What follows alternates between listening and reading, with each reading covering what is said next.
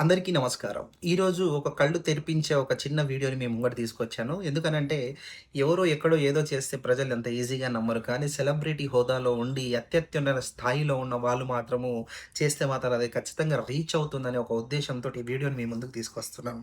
ఈ వీడియో చూపించే ముందు ఒక్కసారి ఈ వీడియోని చూడండి.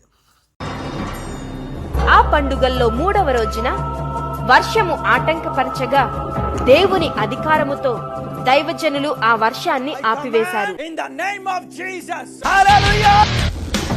చూశారు గదా! ఈ వీడియో చూసిన తర్వాత సాక్షాత్తు ఆ వర్ణ దేవుడిని ఆపేయగలిగే శక్తి ఈ మన పాస్టర్ అనిల్ గారికి ఉన్నప్పుడు తన భార్య వైఎస్ షర్మిలను కాపాడుకోలేడా? ఎంతో మంది ప్రజలను స్వస్థత పరుస్తూ ఎన్నో రోగాలకు ఎయిడ్స్ లాంటి మహమ్మారి వ్యాధులను కూడా ఈరోజు ఈ కిడ్నీలో రాళ్లు తగ్గించడం, హార్ట్ ప్రాబ్లమ్స్, కాళ్ళు చేతులు ఇరిగిపోయిన వాళ్ళకి గానీ కట్టులు కట్టించుకోకుండానే డైరెక్ట్ స్వస్థత పేరుతో స్వస్థత చేపించే ఇలాంటి వాళ్ళు ఈరోజు తన సొంత భార్యను హాస్పిటల్లో జాయిన్ చేయడం ఏంటి? హాస్పిటల్లో జాయిన్ చేసి సెలైన్లు ఎక్కేయడం ఏంటి, ట్రీట్మెంట్ చేయడం ఏంటి, ఇంజెక్షన్లు ఇవ్వడం ఏంటి, టాబ్లెట్స్ ఇవ్వడం ఏంటి, వీటన్ని చోట్ల ఎంతో మంది ప్రజలకు కొబ్బరి నూనె ఇస్తున్నప్పుడు, కొబ్బరి నూనెతో స్వస్థత పరుస్తున్నప్పుడు ఎందుకని చెప్పేసి తన సొంత భార్యకు సెలైన్లు హాస్పిటల్ అడ్మిట్ చేశారు.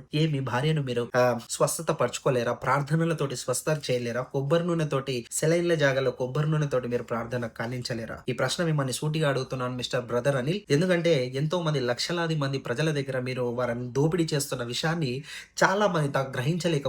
మీ మాయలో, మీ ఉచ్చులో పడి ఎంతో మంది జీవితాలను ఆగం చేసుకుంటా ఉన్నారు. దేవుని పేరు మీద ఒక భక్తితోటి మీరు చేసే వ్యాపారాలు, ఆ భక్తిని పక్కన పెట్టి మీరు వ్యాపారాలు చేస్తున్న విషయం ఏ విధంగా ఉందంటే, నూనె బాటిల్ తోటి ప్రార్థన చేయించాలంటే 500 రూపాయలు, మీరు వేసుకొని బ్లేజర్, మీరు వేసుకున్న సూట్ తో ప్రార్థన చేయించుకోవాలంటే 5,000 రూపాయలు, మీ ఖర్చుని తాకాలంటే 1000 రూపాయలు. ఇలాంటి ప్రార్థన పేర్లతోటి జనాలను మోసం చేస్తూ మీరు బ్రతుకుతున్న బ్రతుకు ఒక బ్రతికేనా అని నేను అడుగుతా ఉన్నాను. ఈరోజు సొంత మనిషిని మీరు కాపాడుకోలేంది ప్రజల్లో స్వస్థత ఎలా చేస్తారు? ప్రజలను స్వస్థతగా ఎలా గురి చేస్తున్నారు? ఆ దేవుని యొక్క ఆశీస్సులు మీకు ఉన్నాయి. దేవుడు ఉన్నాడు, స్వస్థత చూయిస్తాడు అని చెప్పేసి మీరు మాట్లాడుతున్న మాటలు ఏవైతే ఉన్నాయో ప్రజలను ఇంకా గ్రహించలేకపోతున్నారు. దయచేసి నేను ప్రజలందరికీ చెప్తున్నాను, ఇలాంటి వారి ఉచ్చులో పడకండి, ఇలాంటి వారి మాయలో పడకండి. చూశారు కదా, సొంత భార్యనే ఈరోజు హాస్పిటల్ ట్రీట్మెంట్ చేపిస్తున్నాడు.